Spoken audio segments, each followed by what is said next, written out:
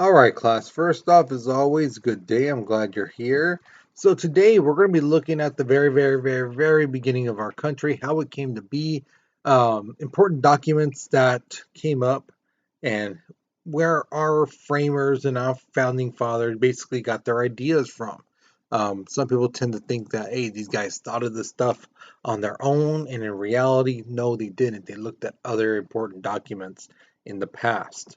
Okay, so let's go ahead and get started. So the objective today, we're going to analyze how the Magna Carta changed the world. You're going to find out what that was and why it's important. We're examining the importance of the Petition of Rights, and then we're going to create an argument on why the Petition of Rights wasn't enough and that the English Bill of Rights was created. And we're going to get into that kind of stuff later on. But first, here is your warm-up picture. All right. Now I know it's kind of hard to see, especially if you have your phone and it's kind of small. Um, the first question asks you is like, what's three um, bills or documents that are on in here? The top one is kind of hard to see, but it's called habeas corpus. Habeas is Habeas, and corpus Corpus. That's the first document in the back. A lot of students in class um, were asking me, how do you say that? How do you spell that? So that's what I'm telling you guys. Because again, I don't know if you guys have a laptop, a desktop computer, or if you're using your phones to watch this, so you don't know what the word, how it's spelled. Okay. And then the second question asks you, if I remember right, what is this artist trying to say? So again, look at what's on the ground of that chest and where those documents are. So that should really help you in what this artist is trying to say about these documents as opposed to other things in the world. All right, so go ahead, finish up your warm-up picture, but we're moving on in 3, 2, 1. All right, so here's the thing, the Magna Carta. This is also known as the Great Charter. Okay, it was signed by King John in 1215. Now, if you've ever heard the story of Robin Hood, you'll know about King John, the Sheriff of Nottingham, all that stuff. So King John was a real person. Robin Hood really kind of wasn't. The mythology and stuff like that of him, but as an actual person, no. But King John was. And King John was kind of a jerk, and he was like, I'm the king, I can do whatever I want, la la la. But what happened was the nobles, not the peasants, the nobles, they were the ones who realized, we are the ones who really have the power. We have the lands, we have the soldiers, the knights, and things like that that he needs. So if we all unite, he's basically powerless. And that's what happened. That's what it took. All the nobles got together and made the king feel like he's nothing, he's powerless, and there's nothing the king could do.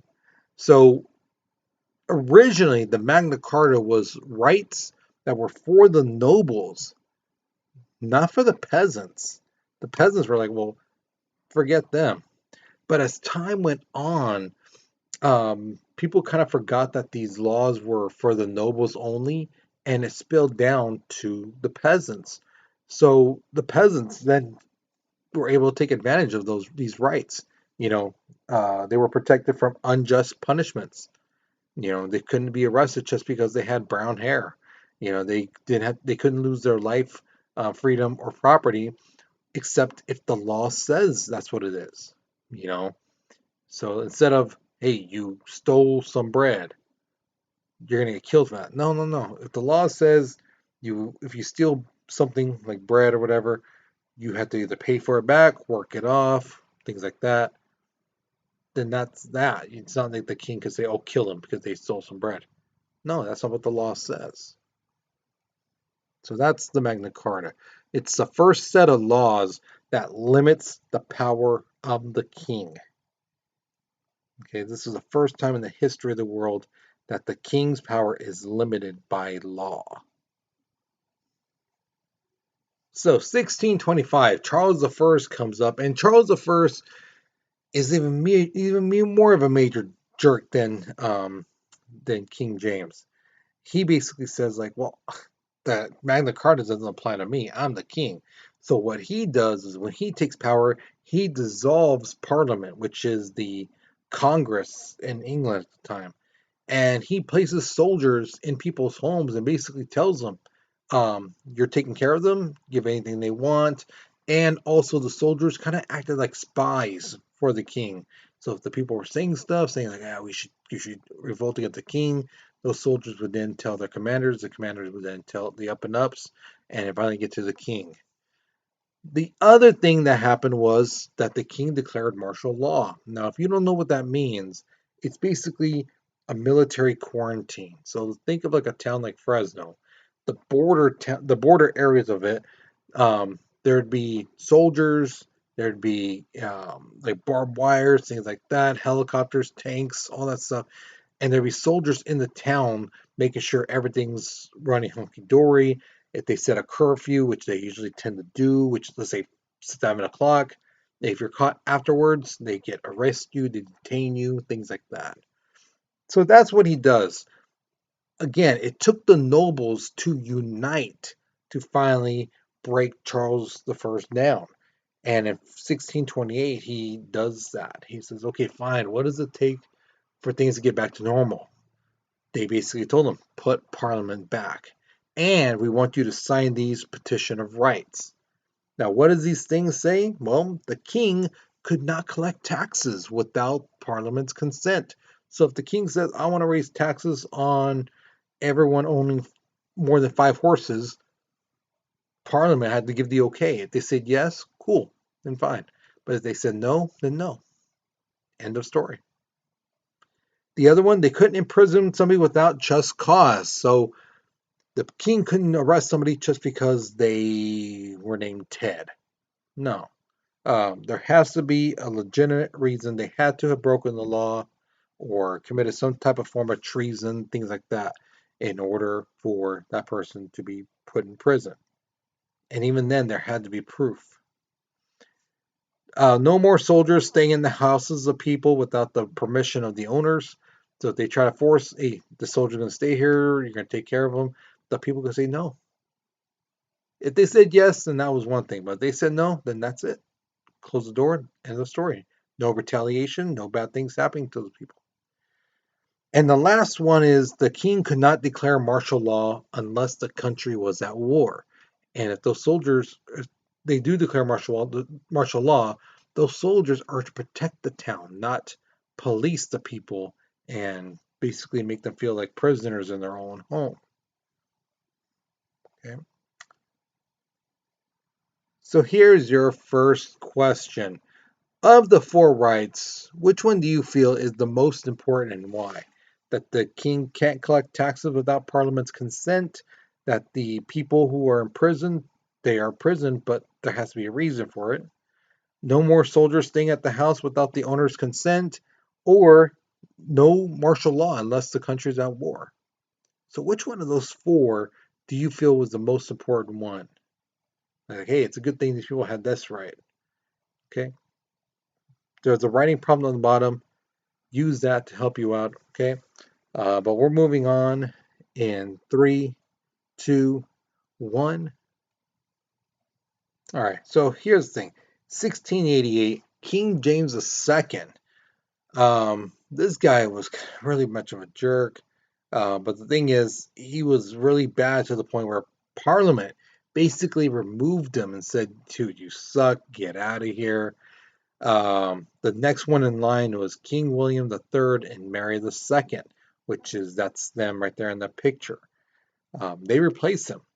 Now, the thing is that made William and Mary very unique and special was the fact that when they came into power, they basically told the people, whatever freedom you guys want, let us know. We'll give it to you. We don't want to fight. We don't want any type of argument. Yeah, we hear you. We get you. We're not like, my uncle or uncles or ancestors. We get you. So whatever rights your parliament agrees on, it says the people want this, the people deserve this, we'll sign off on it. We'll give you the power.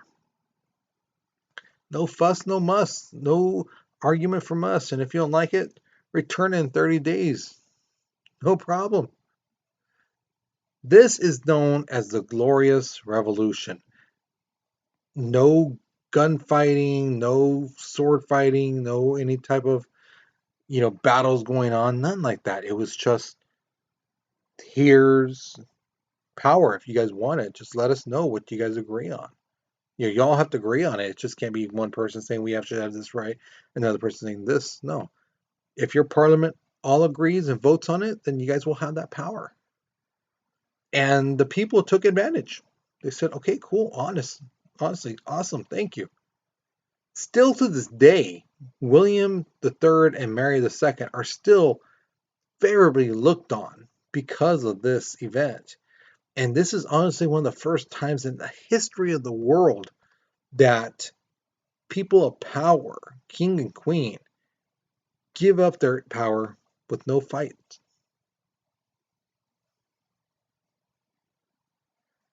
So here's your next question. Why do you think William III and Mary II gave up their power willingly? Do you think it was really because, like, hey, we hear you, and things like that, here it is? Do you think that they realized, the tide is turning more towards the people? We should be on the right side of history. Um, do you think that they were scared for their lives? Hey, these people are going to do something to us. So, what do you think? What do you think it might have been? What do you think might have been the major factor for them to give up their power? Okay, so pause the video, write down what you think. Okay, but we're moving on in 3, 2, 1. All right, so Parliament, like I said, did get together and they said, okay, we have come up with the English Bill of Rights. And this is what they said. Number one thing they said, that they ruled by the consent of the people, that the king and queen got their power from the people. Okay, so if the people say, you know what, we don't like this whole king and queen thing anymore, we want to change it, they have that right to. And let's say that people say, no, no, no, let's keep the king and queen, let's see where this goes. They have that right to do that. Okay? The power of the government comes from the people, not from a king and queen. Okay? The next thing, Parliament is needed to suspend laws, levy taxes, and maintain an army. So Parliament makes up the laws, not the king or queen. They can make up the laws and dissolve them, get rid of them. They're also the ones who set up the taxes, whether it's going to be new taxes to collect things or, hey, do we need taxes to pay for a war? It's Parliament who would do that, not the king or queen. Okay. And of course, maintain an army. They would control the army, not the king or queen. The king and queen also could not interfere with elections and debates. So they couldn't go around if this person's running for the prime minister. They couldn't go around going, I think you should really vote for Ted because Ted is awesome. No, they couldn't do that. In debates, when there was arguments going on in Parliament, they couldn't go, yeah, let me put my 2 cents in and settle this whole thing. Mm-mm, mm-mm. You sit in the corner. You shut up, sit in the corner, wave your pretty hand away at the people, and that's it. That's all you should do. Okay. The people have the right to petition the government and the right to a fair and speedy trial. Again, the people, if there's an issue, they should be able to voice their concern, their anger, and things like that over the things that the government is doing, without fear of being punished for it. And a fair and speedy trial. Fair meaning, hey, you're basically innocent until proven guilty. And the speedy part is that your trial wouldn't be like, if you get arrested here, your trial won't be 10 years later. No, no, no. Because they used to do that. Wait for witnesses to die, wait for witnesses to move away or forget.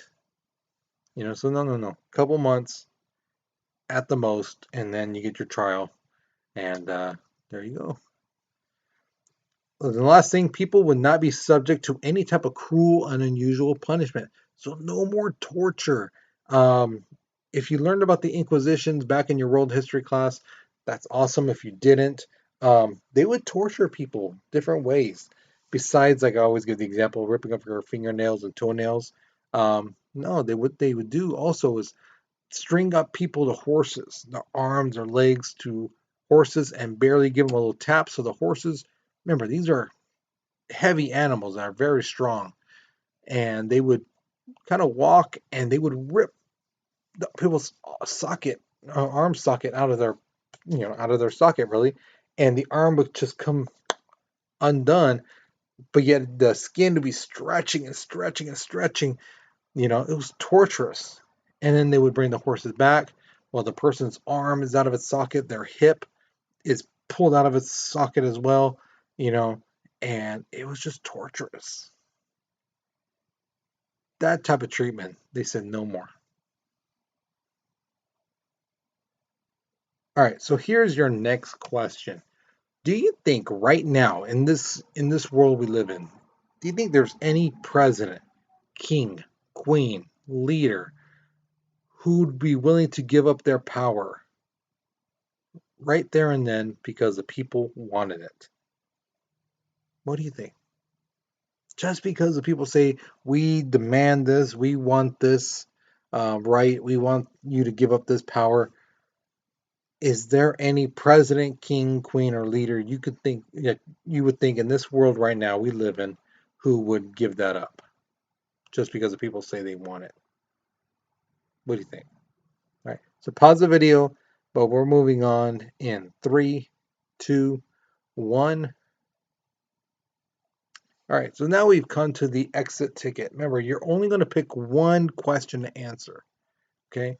The first one says, how did the Magna Carta change the world? Okay. So think about what it was about and how many countries around the world follow those rules. The next one, why is the Petition of Rights so important? Why was it so significant? Why did that play a big role in England as well as places like the United States, who would later become its own country? And the last one, why was the English Bill of Rights created if the citizens had the Petition of Rights? Why would they need more? Why do you felt they decided, we need more rights? Why do you think they felt that way? Okay. So go ahead, write your responses on one of those questions.